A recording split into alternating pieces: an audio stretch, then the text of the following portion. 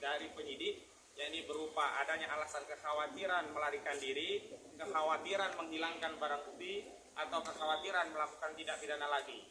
Dan urusan-urusan yang subjektif ini telah dikonfirmasi oleh penyidik tidak ada. Dengan dibuktikan apa? Sejak awal status tersangka baik Roy Suryo maupun Tifauzi Atiasuma itu tidak pernah ditahan. Itu mengkonfirmasi bahwa memang tidak ada kekhawatiran atas keduanya untuk melarikan diri, menghilangkan barang bukti atau melakukan tindak pidana yang dituduhkan. Yang kedua, karena memang tidak ada status penahanan, maka dalam tahap 2 itu bukan dalam proses untuk memindahkan status tahanan dari Polda menuju ke Kejaksaan. Karena itu tadi kami sempat protes dan Pak Komjen Pol Purnawiran Ogroseno telah menjelaskan aturan KUHP terkait konteks pelimpahan yang tidak ada kewenangan untuk melakukan penahanan, sehingga berita acara pengalihan penahanan dari Polda menuju ke Kejaksaan tadi tidak ditandatangani, ditolak dan memang tidak relevan. Karena itu kami tadi sempat terjadi perdebatan tentang hal itu dan kami tegaskan klien kami hari ini tidak dalam status ditahan. Status tersangka iya, tetapi dalam konteks untuk pelimpahan P21 yang di dalam KUHP tidak ada satupun norma yang mengatur kewajiban atau bahkan kewenangan bagi seorang penyidik untuk melakukan penahanan. Yang ketiga, bahkan ini yang paling krusial, hak asasi manusia dari seseorang untuk merdeka dalam konteks menjalani perkara. Memang klien kami tidak merdeka karena berstatus tersangka, tetapi dalam menjalani perkara itu punya kemerdekaan tentang pilihan apa yang dia kenakan tentang pakaiannya. Dan tadi sempat ada upaya paksa dari penyidik Polda Metro Jaya untuk mengenakan rompi tahanan. Jadi ini adalah sesuatu yang melanggar. Karena apa? Tidak ada satupun undang-undang ya KUHP ataupun KUHP yang wajibkan dalam proses pelimpahan menggunakan rompi tahanan. Dan sekarang KPK, Komisi Pemberantasan Korupsi, setelah adanya KUHP yang baru pun sekarang tidak pernah memamerkan tersangka, bahkan tersangka korupsi ya, dengan baju tahanan. Kenapa? Karena ini sama saja melanggar asas presumption of innocence, asas praduga tidak bersalah. Klien kami hari ini hanya terduga dan belum ada satu putusan pengadilan yang berkekuatan hukum tetap, dan bahkan jangankan yang berkekuatan hukum tetap, pengadilan tingkat pertama pun belum ada. Jadi tidak ada status penjahat terhadap klien kami. Yang ada status penjahat itu adalah Sylvester Matutina.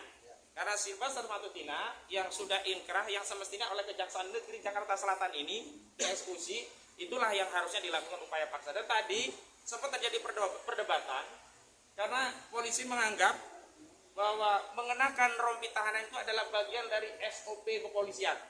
Saya tegaskan, tidak boleh ada SOP yang melanggar undang-undang. Kalau tetap ya mereka ingin mentaati SOP, ya berarti itu adalah SOP dalam pengertian yang lain. Ya ini apa?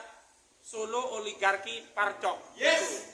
Itu yang kemudian saya kutip dari Pak Ogroseno. Kalau begitu memaksakan diri dengan melakukan penyematan rompi tahanan yang pada dasar KUHP-nya tidak ada dasarnya, berarti ini adalah kehendak dari Solo oligarki dan parcok. Dan saya sedih sekali, sangat sedih dan prihatin kalau aparat penegak hukum kita sekelas Polda Metro Jaya justru tunduk pada Solo oligarki dan parcok.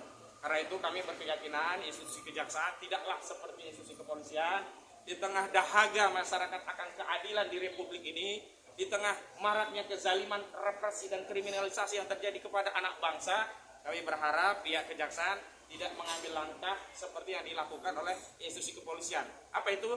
Karena ini agendanya adalah tahap 2. Tahap 2 itu agendanya pelimpahan barang bukti, berkas perkara dan tersangka.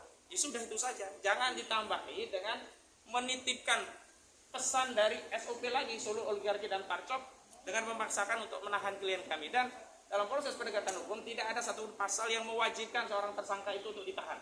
Dan dalam presiden pertarungan antara Haris Azhar dan Fathia Maulidiyanti dengan Luhut Binsar Panjaitan yang gendus deliknya juga sama, fitnah dan pencemaran, itu tidak ada penahanan dan akhirnya dimenangkan oleh Haris Azhar dan Fathia Maulidiyanti. Karena itu Pak Jokowi, saya ingatkan Pak Jokowi, Anda bersikap gentle seperti Pak Luhut.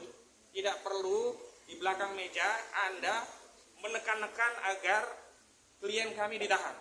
Kenapa? Karena kalau sampai ditahan berarti sudah ada satu kekalahan telak pada kubu Joko Widodo. Yakni apa? Saudara Joko Widodo tidak memiliki sikap negarawan, tidak bisa dijadikan sebagai bapak bangsa, tidak bisa dijadikan panutan, apalagi kalau dia akan dijadikan teladan untuk keliling Indonesia dalam rangka memasarkan Partai Solidaritas Indonesia. Lalu apa yang mau kita harapkan dari sebuah partai jika teladannya justru tidak punya sikap negarawan, tidak bisa menjadi bapak bangsa yang ngemong seluruh anak bangsa meskipun punya pandangan berbeda. Jadi saya harapkan sebagai seorang yang bersikap negarawan itu menganggap semua anak bangsa itu anaknya. Kalaupun ada yang nakal tetap saja itu anak kita, bukan musuh kita. Tapi hari ini saudara Joko Widodo telah mengumumkan bahwa yang berbeda dengannya dianggap musuh, bahwa yang berbeda dengannya itu harus dikriminalisasi, dipersekusi, bahkan hari ini direpresi dengan status tahanan. Sehingga dengan segala pertimbangan tersebut, maka kami berharap ada kebijakan dari institusi Kejaksaan Negeri tidak melakukan tindakan penahanan, terlepas bahwa tahapan pelimpahan ini bisa dilakukan dengan sebagaimana mestinya. Dan yang terakhir saya kira penting bagi kita semua, justru substansi masalahnya kan ijazah. Kita juga berkehendak agar masalahnya segera terungkap di ruang publik. Tapi kita tidak ingin merepetisi Bakti dan Gus Nur di mana represi kekuasaan itu menghilangkan objektivitas dan kebenaran. Ketika keadilan itu serasa seperti barang langka yang meskipun bisa kita beli dengan harga yang sangat mahal. Dan kalau bicara tentang harga, tentulah kita orang biasa, orang kecil ini tidak akan mampu membayar harga keadilan jika berlawanan dengan orang yang pernah berkuasa selama 2 periode 10 tahun.